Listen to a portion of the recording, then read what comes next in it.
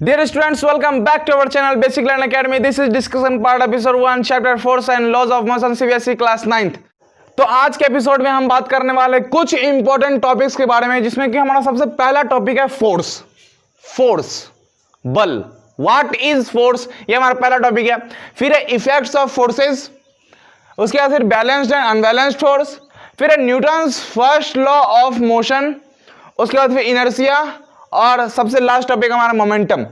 तो आज का ये वीडियो बहुत ही मज़ेदार होने वाला है, क्योंकि यहाँ पे आज मैं आपको डिटेल में सारे, जैसे कि मोशन के मैंने आपको नोट्स नहीं लिखवाए थे, लेकिन यहाँ पे मैं आपको नोट्स के साथ लिखवाते चलूँगा। तो बिना किसी तरीके चलिए वीडियो के मज़े लेते हैं।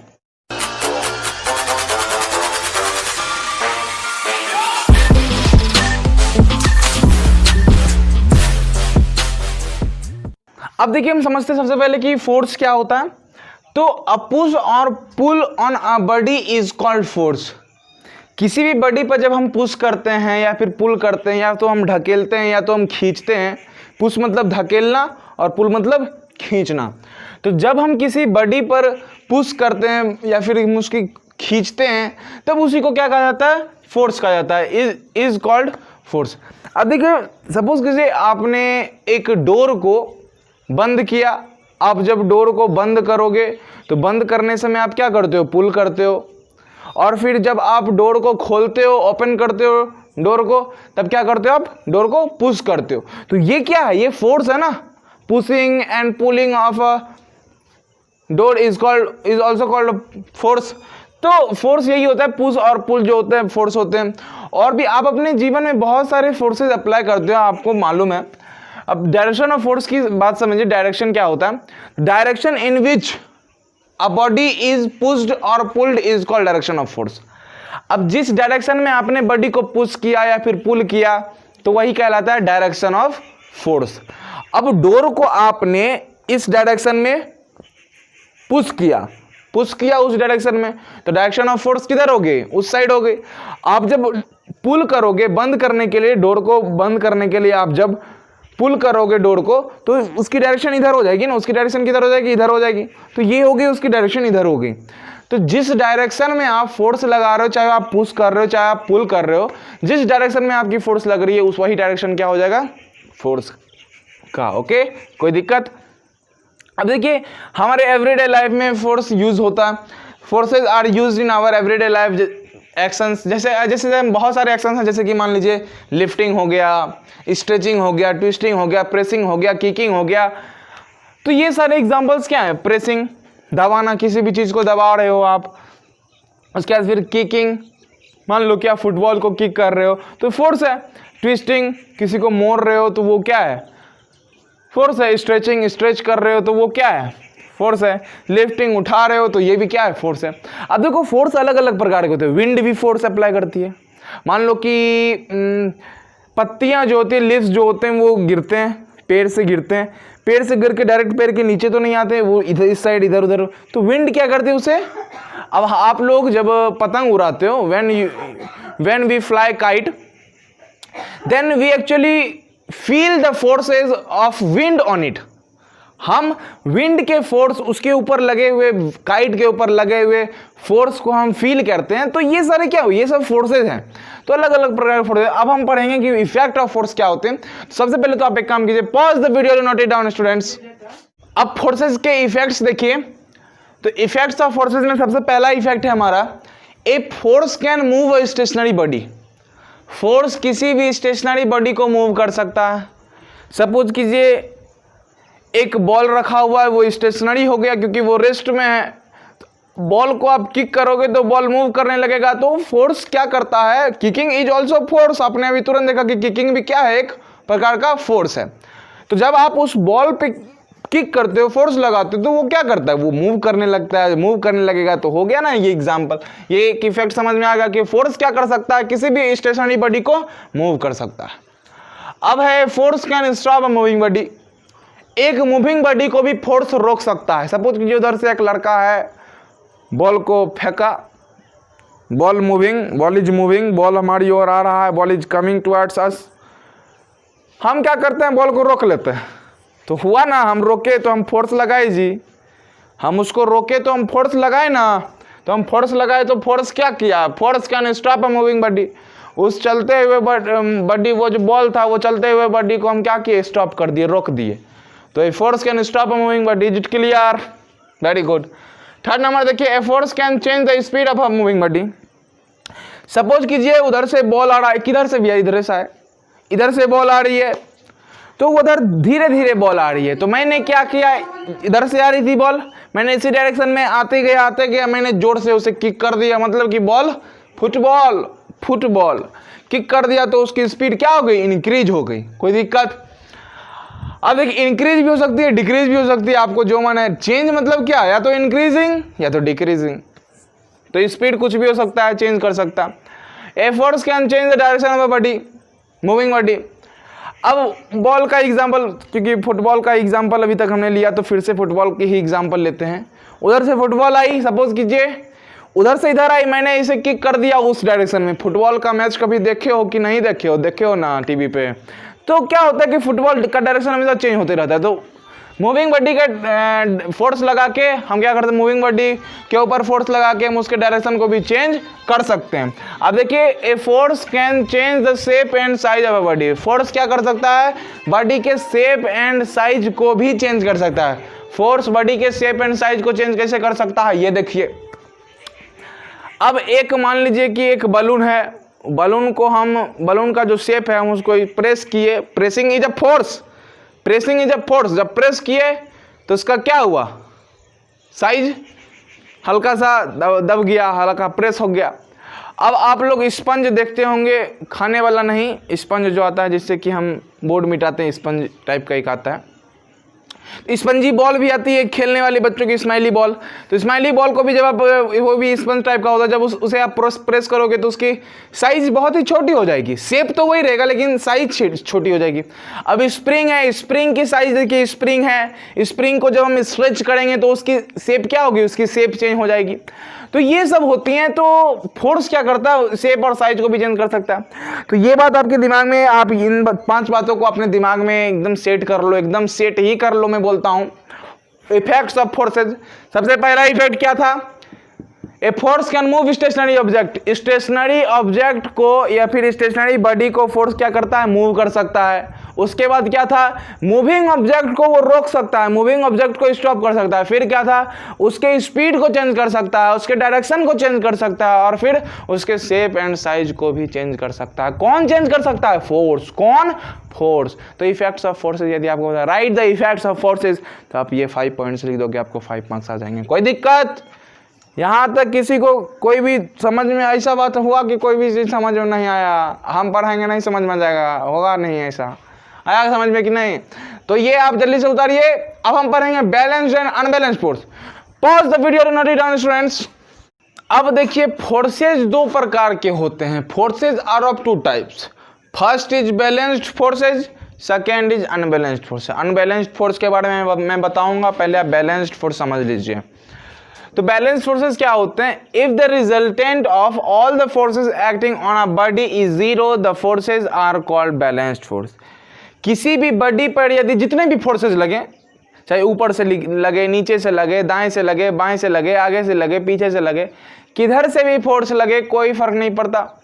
जितने भी फोर्सेस लगे, बस रिजल्टेंट जो फोर्स होगा, ओवरऑल फोर्स का जो रिजल्टेंट फोर्स होगा, वो यदि 0 आ गया तो उस फोर्स को हम बैलेंस्ड फोर्स कहेंगे। इसके मैं एग्जांपल्स दूंगा, उससे पहले आप कुछ और बातें एकदम गहराई से समझो इस बात को।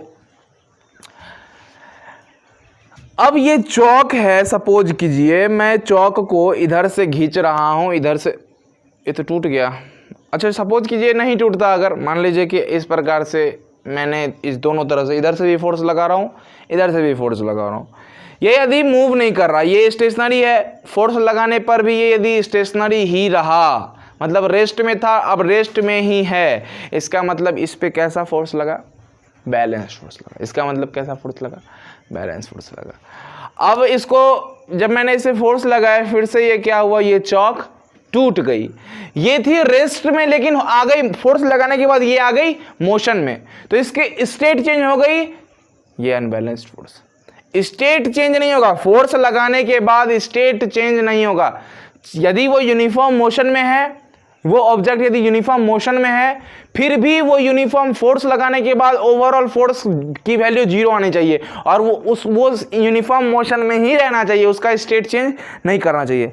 अब सपोज कीजिए आप कि एक चौक मैंने लिया और मैं इसे इस प्रकार से दोनों तरफ से पुल कर रहा हूं, ये मैं पुल कर रहा हूं तो ये रेस्ट में, तो रेस्ट में ही रही। अब सपोज कीजिए यहां से यहां मोशन भी हो रही है, साथ में दोनों साइड से मैं पुल भी कर रहा हूं। यहां से यहां मोशन हो रही है देखिए, और यूनिफॉर्म मोशन के साथ, और यहां पे मैं दोनों साइड से इसे पुल भी कर रहा हूं। तो हुआ क्या, यहां पे हुआ कि यूनिफॉर्म मोशन हो चाहे रेस्ट हो, उसकी स्टेट चेंज नहीं होनी चाहिए, तो वो बैलेंस्ड फोर्स। अब देखिए, if a number of balanced forces act on a stationary body, the body continues to remain its stationary position. उस पे यदि कि कोई भी फोर्स लगे, कितना भी फोर्स लगे, कोई फर्क नहीं पड़ता, 4 लगे, 5 लगे, 10 लगे, 20 लगे, कितने भी फोर्सेज उस पे लगे, यदि वह रेस्ट में है और वह फोर्स लगने के बाद भी यदि वह रेस्ट में ही है, उसकी स्टेट में चेंजिंग नहीं आई, तो वो बैलेंस्ड फोर्स में होगा। अब देखिए, यदि force, if a number of balanced forces act on a body in uniform motion, the body continues to be in its state of uniform motion। मैंने अभी आपको बताया, यदि ये यूनिफॉर्म मोशन में, चाहे इसमें कितने भी नंबर ऑफ फोर्सेज लगे, 1 लगे, 20 लगे, 40 लगे, 1000 फोर्सेज लगे, यदि वो यूनिफॉर्म मोशन में है और उसे फोर्स लग रहे हैं और वो यूनिफॉर्म मोशन में ही है, उसका स्टेट चेंज नहीं हुआ, इसका मतलब बैलेंस्ड फोर्स, इसका मतलब बैलेंस्ड फोर्स। अब बैलेंस्ड फोर्स, कुछ बच्चों को यहाँ पे कंफ्यूजन करते हैं। बैलेंस्ड फोर्स मतलब होता है कि not moving, body is not moving. No, this is wrong, ये गलत है, ये कहना बिल्कुल ही गलत है कि बैलेंस्ड फोर्स में बॉडी मूव नहीं करता। स्टेशनरी बॉडी का स्टेट चेंज नहीं हो सकता। मूविंग बॉडी है, यूनिफॉर्म स्पीड के साथ मूव कर रहा है, यूनिफॉर्म मोशन में यदि कोई बॉडी, और उस पर जितने भी फोर्स लग जाए लेकिन वो यूनिफॉर्म मोशन में है, फिर भी वो बैलेंस्ड फोर्स ही कहलाएगा। है समझ में? यदि स्टेशनरी ऑब्जेक्ट मोशन में हो जाए तब वो अनबैलेंस कहेगा, क्योंकि स्टेशनरी ऑब्जेक्ट पहले थी, फोर्स लगाने के बाद मोशन में हो गई, तब कहेंगे अनबैलेंस्ड फोर्स। समझ में आया? बैलेंस्ड फोर्स यूनिफॉर्म मोशन रहेगा और जितने भी फोर्सेस रहेंगे सबकी वैल्यू यदि 0 आ गई, वो भी बैलेंस्ड फोर्स। यानी रेस्ट में है और फोर्स लगाने के बाद भी वो रेस्ट में ही है, फिर भी बैलेंस फोर्स। बताने के चक्कर में कितने सारी चौक हमारी टूट गई। तो ये बात आपको समझ में आ गई ना, जो मैं आपको बताने वाला हूँ कि बैलेंस फोर्स क्या होती है। If the resultant of all the forces acting on a body is 0, the forces are called balance forces. अब एक बहुत ही इंपॉर्टेंट बात मैं आपको लिखाऊंगा, उसके साथ मैं एग्जांपल बताऊंगा, एक बॉक्स का एग्जांपल लेके मैं आपको बताता हूँ और समझाता हूँ, और आप डिटेल में समझोगे इस बात को। तो आप एक काम कीजिए, pause the video not students. यहाँ पे हमने एक एग्जांपल लिया है बैलेंस्ड फोर्स का। तो देखिए, एक हैवी बॉक्स है, बहुत ही हैवी बॉक्स है, जो कि खुद मूव नहीं कर सकता। अब इस बॉक्स पे इस डायरेक्शन में फोर्स लग रहा है, फोर्स लग रहा है, पुशिंग फोर्स लग रहा है, फोर्स ऑफ आवर पुश। इधर इस डायरेक्शन में हम बॉक्स को पुश कर रहे हैं। अब पुश कर रहे हैं तो जिस डायरेक्शन में हम फोर्स लगाते हैं, पुलिंग या फिर पुशिंग, जिस डायरेक्शन में हम फोर्स लगाते हैं उसके अपोजिट डायरेक्शन में फ्रिक्शन फोर्स लगता है। तो यदि हमने पुश किया इधर, तो ये क्या हुआ, फ्रिक्शन फोर्स इधर लगा। यदि हम इसे पुल करते, इस डायरेक्शन में यदि हम पुल करते, तो इसका फ्रिक्शन फोर्स इस डायरेक्शन में लगता। तो जिस डायरेक्शन में पुशिंग हो, पुलिंग हो या फिर कुछ भी हो, जिस डायरेक्शन में हम फोर्स लगाते हैं उसके अपोजिट डायरेक्शन में फ्रिक्शनल फोर्स लगता है। तो फ्रिक्शनल फोर्स इस डायरेक्शन में लगा, इधर हमने पुश किया है। यदि हम पुश इस साइड से करते, यदि इस साइड से हम पुश करते तो फ्रिक्शन फोर्स इस साइड लगता। अब देखिए होता क्या है यहाँ पे कि जो हमारा पुश है, हम जो पुश करते हैं और जो फ्रिक्शन फोर्स, ये एक दूसरे को कैंसिल कर देता है। अब देखिए ये फ्रिक्शन फोर्स क्या करता है, friction force opposes the push. Friction force हमारे पुश को अपोज करता है, अपोजिट डायरेक्शन में अपोज कर रहा है।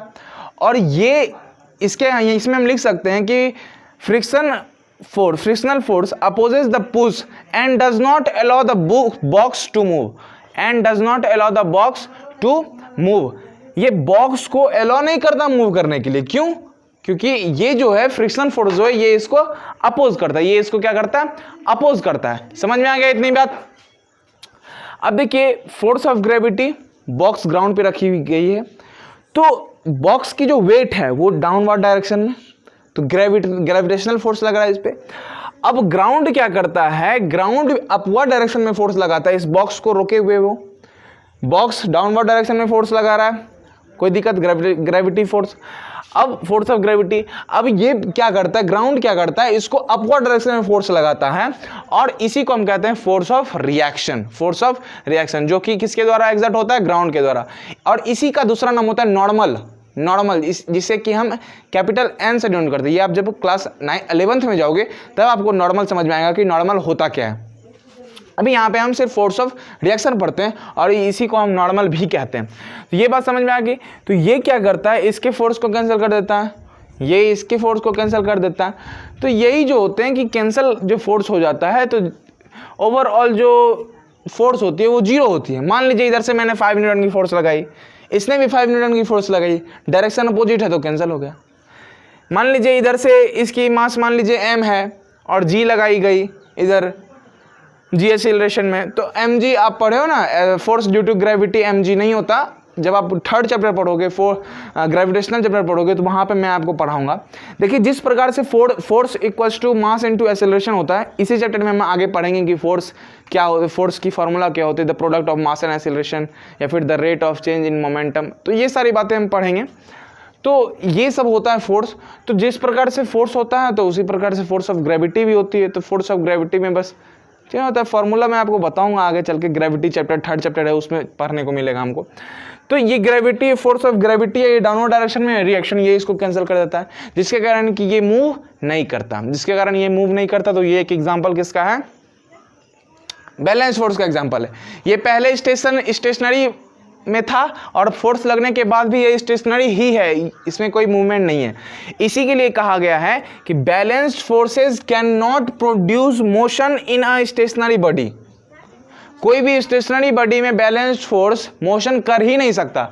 ये यदि स्टेशनरी बॉडी है तो इसमें मोशन नहीं होगा, बैलेंस्ड फोर्स यदि लग रहा है तो मोशन नहीं होगा, या फिर किसी भी मूविंग बॉडी को स्टॉप नहीं कर सकता। बैलेंस फोर्स भी किसी मूविंग बॉडी को स्टॉप नहीं कर सकता। या तो बैलेंस्ड फोर्स किसी भी स्टॉप बॉडी को मूव नहीं कर सकता, और बैलेंस्ड फोर्स किसी भी मूविंग बॉडी को स्टॉप नहीं कर सकता। बैलेंस्ड फोर्स मतलब है कि जिस स्टेट में वो है ऑब्जेक्ट, वो उसी स्टेट में रहेगा। यदि वो मूविंग है तो मूविंग ही रहेंगी, यूनिफॉर्म मोशन में रहेंगी। यदि वो स्टेशनरी में है तो वो स्टेशनरी में ही रहेंगी। कोई दिक्कत, ये समझ में आ गया। अब देखिए ये जो बैलेंस्ड फोर्स होता है ये सिर्फ बॉडी के शेप को चेंज कर सकता है, बॉडी के शेप को चेंज कर सकता है, बॉडी के स्टेट को चेंज नहीं कर सकता। बैलेंस्ड फोर्स के लिए बहुत इंपॉर्टेंट लाइन है बच्चों, बहुत ही इंपॉर्टेंट लाइन है, आपको लिखनी है कि balanced force can not change the state of a body. चाहे वो बॉडी रेस्ट में हो, स्टेशनरी हो, या फिर मूविंग हो। यदि मूविंग में है तो मूविंग में रहेगी, और रेस्ट में है तो रेस्ट में रहेगी। बैलेंस्ड फोर्स की मैं बातें कर रहा हूँ। और बैलेंस्ड फोर्स क्या करता है, सिर्फ बॉडी के शेप को चेंज कर सकता है, स्टेट को चेंज नहीं कर सकता। तो ये थी बातें, तो ये है बैलेंस्ड फोर्स की सारी बातें। अब मैं आपको बताता हूँ अनबैलेंस्ड फोर्स क्या होती है। तो उससे पहले pause the video, note it down students. अब देखिए अनबैलेंस्ड फोर्स क्या है। If the resultant of all the forces acting on a body is not zero, the forces are called unbalanced force. यदि किसी भी बॉडी पर जो फोर्सेस, सारे के सारे फोर्सेस लग रहे हैं, यदि वो जीरो के बराबर नहीं है तो वो अनबैलेंस्ड फोर्स हो जाएगा। अब इस फोर्स में, अनबैलेंस्ड फोर्स में, स्टेशनरी बॉडी पर जब हम फोर्स लगाएंगे तो वो मूव भी कर सकता है, मूविंग बॉडी पर फोर्स लगाने के बाद वो स्टॉप भी हो सकता है। तो ये हो जाएंगे अनबैलेंस्ड फोर्स। ये क्या हो जाएंगे, अनबैलेंस्ड फोर्स। मूविंग बॉडी को स्टॉप कर दे, स्टॉप बॉडी को मूव कर दे, ये होती है अनबैलेंस्ड फोर्स। अब देखिए to move a stationary object, किसी भी स्टेशनरी ऑब्जेक्ट को मूव कराने के लिए उसके फोर्स ऑफ फ्रिक्शन से हमको ज़्यादा फोर्स एक्सर्ट करना पड़ेगा। अब सपोज कीजिए एक कार, बहुत बड़ी जो असली कार है वो खड़ी है, उसको हम नॉर्मली इस तरीके से पुश कर रहे हैं, वो मूव नहीं कर रही, पुश कर रहे हैं मूव नहीं कर रही, तो मूव नहीं कर रही वो बैलेंस्ड फोर्स है, कोई दिक्कत। और हम यदि पुश कर रहे हैं बहुत ज़्यादा फोर्स हम लगा रहे हैं, फिर भी वो मूव नहीं कर रहे, इसका मतलब तब भी वो कैसा बैलेंस्ड फोर्स है। यदि 3-4 लोग मिलके यदि उसे पुश करें और वो मूव करने लगे, तब वो जिस समय वो मूव करना स्टार्ट कर दे उस समय वो बैलेंस्ड फोर्स उस समय नहीं होगा, उस समय उसका अनबैलेंस्ड फोर्स हो जाएगा। समझ में आ गया? तो किसी भी स्टेशनरी ऑब्जेक्ट को मूव करने के लिए हम जो पुश करते हैं वो बहुत ही, हमारा जो फोर्स होगा, वो पुश करने का जो फोर्स होगा वो बहुत ही ज़्यादा होगा। किससे? अपोजिंग फोर्स ऑफ फ्रिक्शन से। जो फ्रिक्शनल फोर्स है उससे हम ज़्यादा फोर्स लगाएंगे तभी वो बॉडी मूव करेगी, और जब वो बॉडी मूव करने लगेगी तब हम कहेंगे कि वो अनबैलेंस्ड फोर्स होगी वहाँ पे। समझ में आ गया? Very good. अब हम बात करेंगे Newton's first law of motion की। तो pause the video, note it down students. अब देखिए Newton's first law of motion क्या है। Newton's first law of motion, यदि पूछा जाए कि what is Newton's first law of motion, तो हम कहेंगे according to Newton's first law of motion, a body at rest will remain at rest and a body in motion will continue in motion in a straight line with a uniform speed unless it is compelled by an external force to change its state of rest or of uniform motion। अब समझते हैं कि ये है क्या। Newton's first law of motion कहता है कि यदि कोई body, a body at rest, यदि कोई बॉडी रेस्ट में है, विल रिमेन एट रेस्ट, वो रेस्ट में ही रहेगा। And a body in motion will continue in motion, यदि कोई बॉडी मोशन में है तो वो मोशन में ही रहेगा। In a motion, in a straight line में होगा मोशन, और यूनिफॉर्म स्पीड के साथ होगा, विथ अ यूनिफॉर्म स्पीड। कोई दिक्कत? यदि कोई बॉडी रेस्ट में है तो रेस्ट में ही रहेगा, मोशन में है तो मोशन में ही रहेगा, स्ट्रेट लाइन में रहेगा वो मोशन में, और यूनिफॉर्म स्पीड के साथ रहेगा, जब तक कि unless it is compelled bye an external force, जब तक उस पर एक्सटर्नल फोर्स ना लग जाए। किस चीज़ के लिए एक्सटर्नल फोर्स लगेगा? जब तक कि उस पर एक्सटर्नल फोर्स ना लग जाए, to change its state of rest और ऑफ यूनिफॉर्म मोशन, उसके स्टेट को चेंज करने के लिए जब तक एक्सटर्नल फोर्स ना लग जाए तब तक वो उसी स्टेट में रहेगा। यदि वो रेस्ट में है, यदि उस पर कोई एक्सटर्नल फोर्स नहीं लगा तो वो अपने स्टेट को चेंज नहीं करेगा, वो रेस्ट में रहेगा। सपोज कीजिए हमारे पास ये डस्टर है, ये भी रेस्ट में है, इस पे यदि एक्सटर्नल फोर्स नहीं लगाया गया तो ये रेस्ट में रहेगा। इसका स्टेट अभी क्या है? स्टेशनरी है, इसका स्टेट रेस्ट है। इस पे जब एक्सटर्नल फोर्स लगाया गया, इसे लिफ्ट किया गया, कोई दिक्कत? इसे जब लिफ्ट किया गया तो इसकी स्टेट चेंज हो गई, ये मोशन में आ गई ना लिफ्ट करने के बाद, तो इसकी स्टेट चेंज आ गई। कब आई थी? जब हमने एक्सटर्नल फोर्स लगाया तब इसकी स्टेट चेंज आ गई। तो यही होता है यही है Newton's first law of motion. Newton's first law of motion कहता है जब तक कि कोई एक्सटर्नल फोर्स ना लग जाए तब तक उसका स्टेट चेंज नहीं होगा, वो जिस स्टेट में है वो उसी स्टेट में रहेगा। यदि वो मोशन में है तो मोशन में ही रहेगा, वो यदि रेस्ट में तो रेस्ट में ही रहेगा। अब कार यदि चल रही है, उस पर ब्रेक ना लगाया जाए तो कार रुकेगी ही नहीं। ब्रेक लगाया गया मतलब कि एक्सटर्नल फोर्स लगाया गया, और जब एक्सटर्नल फोर्स लगाया जाएगा तभी कार रुकेगी, तो तभी उसकी स्टेट चेंज होगी, क्योंकि वो मोशन में थी अब रेस्ट में आ गई, स्टॉप हो गई। एक्सटर्नल फोर्स ब्रेक लगाया गया तब वो जाके रेस्ट में आई, नहीं तो वो मोशन में ही रहती।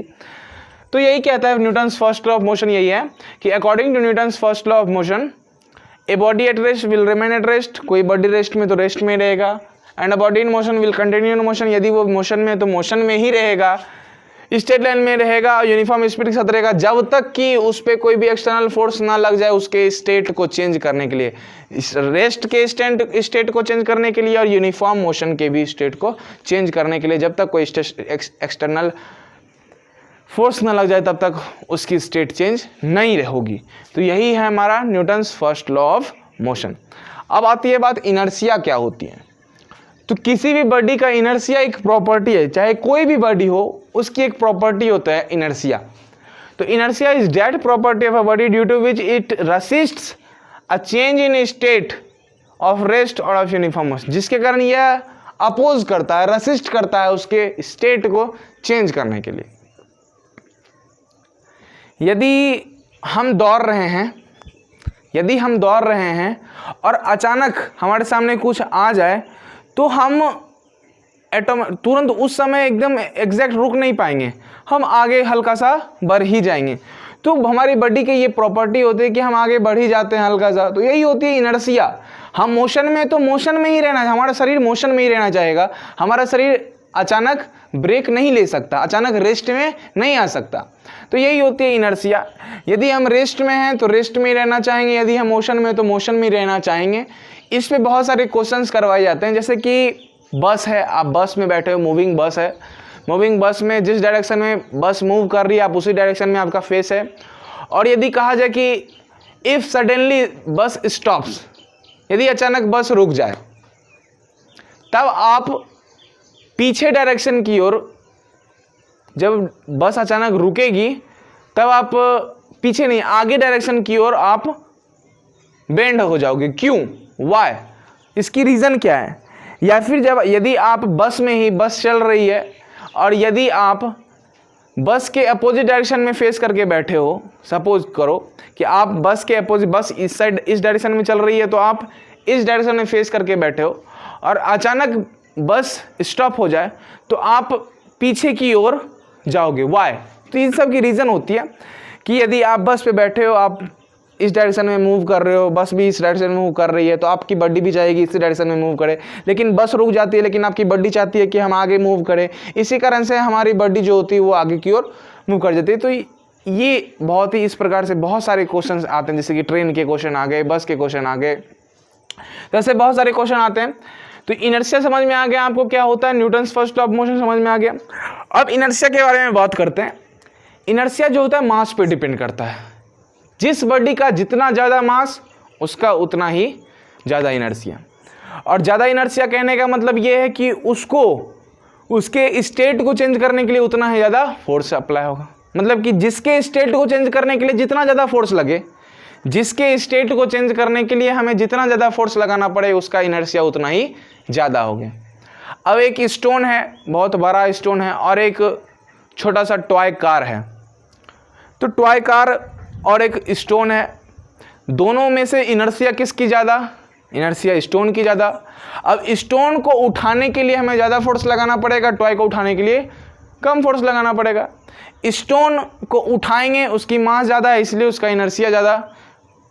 टॉय के स्टेट को चेंज करने में हमें ज़्यादा फोर्स नहीं लगेगा, टॉय को हम इस प्रकार से लिफ्ट कर सकते हैं आसानी से, तो उसकी इनर्शिया कम होती है। तो मास पे डिपेंड करता है इनर्शिया। जिसकी मास ज़्यादा उसकी इनर्शिया ज़्यादा, जिसकी मास कम उसकी इनर्शिया कम। जिस बॉडी के स्टेट को चेंज करने में ज़्यादा फोर्स लगे उसकी इनर्शिया ज़्यादा, और जिस बॉडी के स्टेट को चेंज करने के लिए कम फोर्स लगे उसकी इनर्शिया कम। तो आप इस प्रकार से समझ सकते हो कि फोर्स पे डिपेंड करता है, मास पे डिपेंड करता है, क्योंकि मास खुद फोर्स पे डिपेंड करता है और फोर्स पे डिपेंड करता है इनर्शिया। तो इस प्रकार से आपको समझ में आ गया कि Newton's first law of motion क्या है, उसके बाद इनर्शिया क्या है। अब आज के वीडियो का हमारा लास्ट टॉपिक जो है वो है मोमेंटम।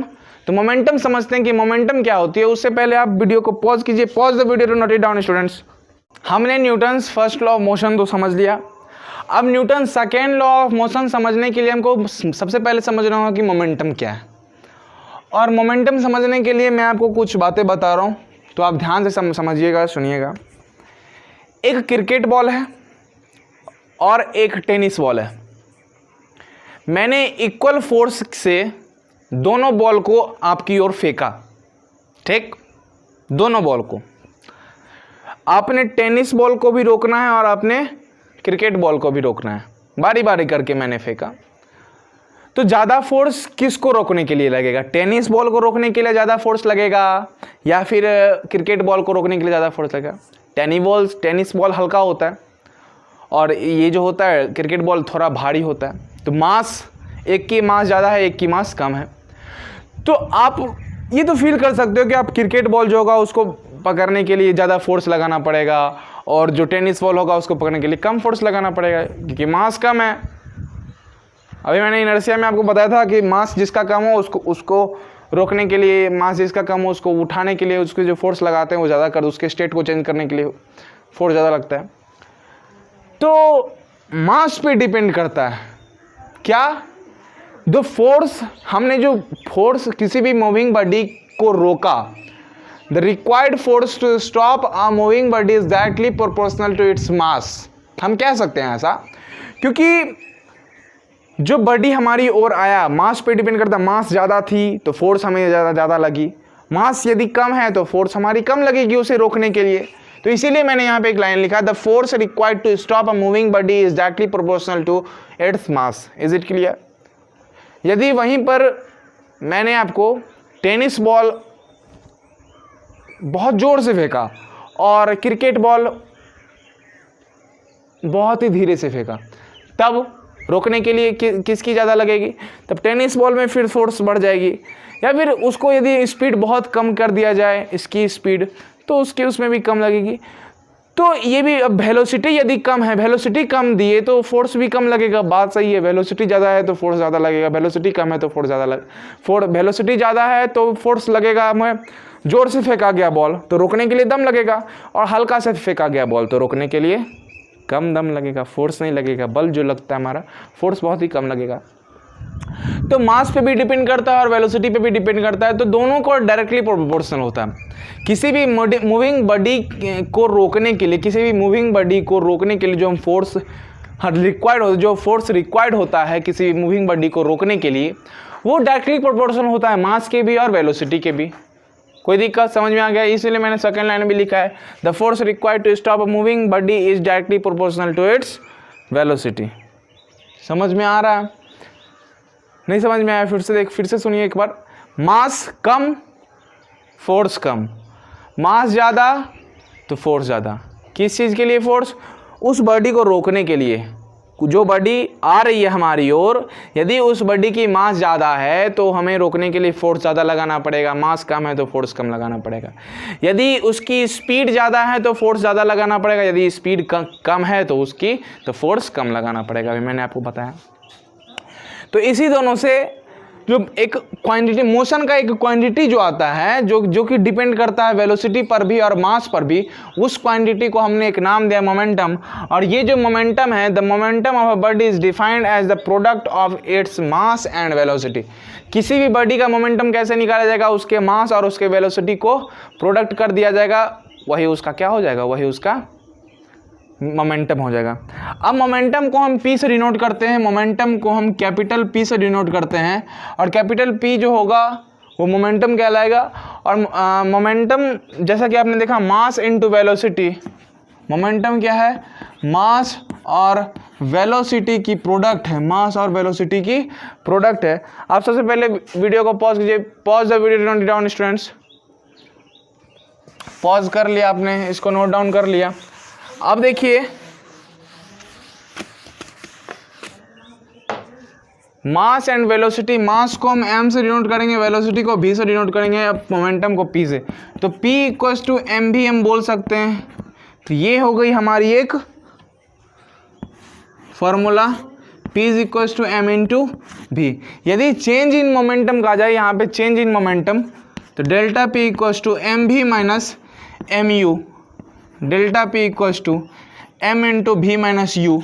ये फार्मूला होती है चेंज इन मोमेंटम की। चेंज इन मोमेंटम की फार्मूला होती है m into v minus you.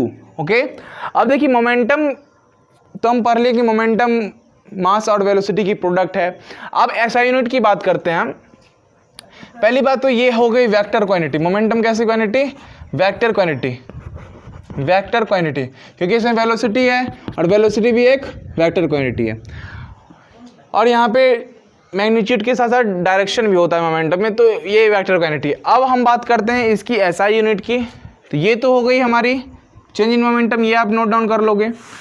अब देखो मास, मास की एसआई यूनिट किलोग्राम, वेलोसिटी की एसआई यूनिट मीटर पर सेकेंड।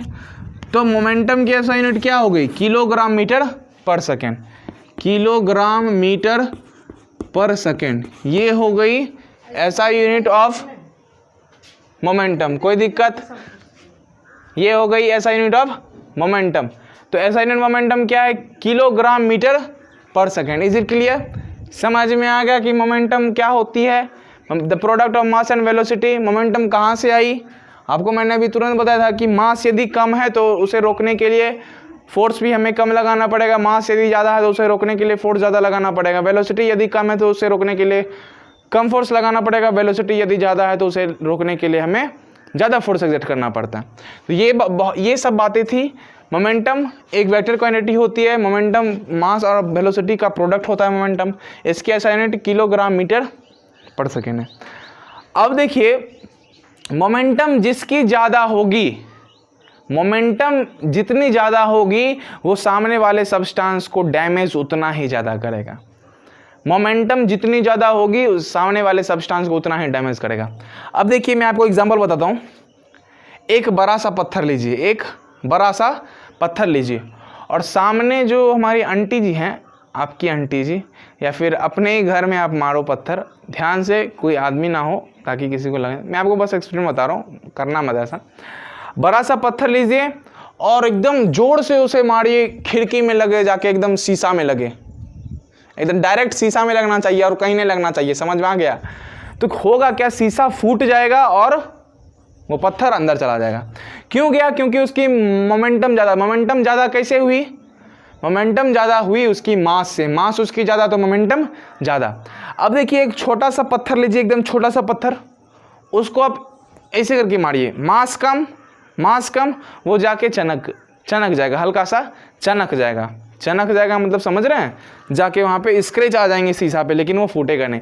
यदि आप उसी छोटे पत्थर को यदि बहुत ज़्यादा वेलोसिटी से मारोगे, बहुत ज़्यादा वेलोसिटी, एकदम उसको बहुत स्पीड से मारोगे, तब वो फूट जाएगा। और बड़ा सा पत्थर जो मैंने आपको बोला था कि उसको आप ऐसा करके मारोगे तो फूट जाएगा, यदि उसको आप धीरे से ऐसे करो तो वो चनक जाएगा। जोर से मारो फूट जाएगा, धीरे से मारो। तो यही सब होती हैं। तो मास और वेलोसिटी पे डिपेंड करता है मोमेंटम जिसकी ज़्यादा होगी, चाहे आप धीरे से फेंको, ज़्यादा फेंको, या फिर मास कैसे भी हो, मोमेंटम यदि ज़्यादा है तो सामने वाला चीज़ को डैमेज करेगा। जैसे कि देख लो, और उस डैमेज को बचाने के लिए हम टाइम लेते हैं। यदि हमने कम मोमेंटम चेंज इन मोमेंटम यदि टाइम में हो, कुछ टाइम लगे उसे, तो कम डैमेज करता है। जैसे कि बॉल आया, क्रिकेट, जब लोग क्रिकेट खेलते हैं और क्रिकेट खेलने के बाद जब क्रिकेटर बॉल को ऊपर मारता है, जब हम कैच लेते हैं ना, तो कैच लेते हैं, जब हम हाथ में इस प्रकार से आया और ऐसे करके कैच लिए, तो यहाँ पे आके बॉल फेंका जाएगा, वो हमारे हाथ में नहीं आएगा, क्योंकि हमारे हाथ को इंजर्ड करेगा, चोट लगेगा हमारे हाथ को। और वो बहुत ही फ्यू सेकेंड में एकदम अचानक आया और उछल गया, क्योंकि हमारे बहुत तेज़ मोमेंटम के साथ आता है। मोमेंटम अचानक आया, मोमेंटम बहुत कम समय लिया वो, और वो फोड़ दिया, क्योंकि उसकी वेलोसिटी बहुत ज़्यादा थी और कम समय। यदि वो बॉल आया और उस बॉल को लेते हुए हम हल्का सा हाथ को पीछे कर लें, तो उसके मोमेंटम को चेंज करने, उसके मोमेंटम को रेस्ट में लाने के लिए हमें कुछ टाइम भी मिल गया और हमारे हाथ को इंजरी भी नहीं हुई। आए समझ में? इसीलिए वो जो स्टोन को आप जोर से फेंकोगे, तो छोटे पत्थर को यदि आप जोर से फेंकोगे शीशा के ऊपर, तो वो फूट जाता है। वो जो स्टोन है वो शीशा के आर पार चला जाएगा, क्योंकि वो बहुत स्पीड से जाएगा, और स्पीड से जब जाएगा तो वो बहुत ही कम समय लेगा उसको पार करने के लिए, और जब कम समय लेगा तो वो उसको फोड़ देगा। उसी प्रकार से आप देखते हो कराटे प्लेयर जो होते हैं, कराटे प्लेयर स्लैब्स रखे होते हैं, आइस के स्लैब्स रखे होते हैं। आइस के स्लैब्स पे यदि वो धीरे से मारे तो उसे चोट भी लगेगा, लेकिन यदि वो जोर से चोट लगेगा, मतलब कम चोट लगेगा। लेकिन यदि वो अपने हाथ से कराटे प्लेयर यदि बहुत जोर से और बहुत ही स्पीड से, बहुत ही ज़्यादा स्पीड से मारे, तो पहली बात तो वो सारा का सारा स्लैब टूट जाएगा, और उसे भले ही उसे चोट लगे लेकिन स्लैब टूट जाएगा। और इतना स्पीड में मारता है जिसके कारण कि वो स्लैब टूट जाता है। उसी प्रकार से आप स्पीड में मारोगे पत्थर तो वो टूट जाएगा। क्या टूट जाएगा? आंटी जी का शीशा। तो आज का एपिसोड बहुत ही मज़ेदार था, जैसा कि आप लोग पढ़ लिए हैं ये सारी बातें, मोमेंटम क्या होती है, मतलब मैंने आपको सारी बातें बता दी यहाँ पे। यदि अभी भी आपको किसी प्रकार की कोई कष्ट, प्रॉब्लम या फिर कोई दुख है तो नीचे कमेंट कर लीजिए कि कोई क्या है, नहीं है। तो मिलते हैं अगले एपिसोड में। अगले एपिसोड में हम न्यूटन्स के सेकंड लॉ ऑफ मोशन पे आएंगे, Newton's second law of motion के बारे में जानेंगे, और भी बहुत बात जानेंगे। फोर्स क्या होती है, फोर्स तो हमने पढ़ लिया, फोर्स की डिफिनेशन, फोर्स की new definition I, mass, product of mass and velocity, and formulas आएंगे, डेरिवेशन होंगी। तो मिलते हैं अगले एपिसोड में। आज के लिए बस इतना ही। जय हिंद।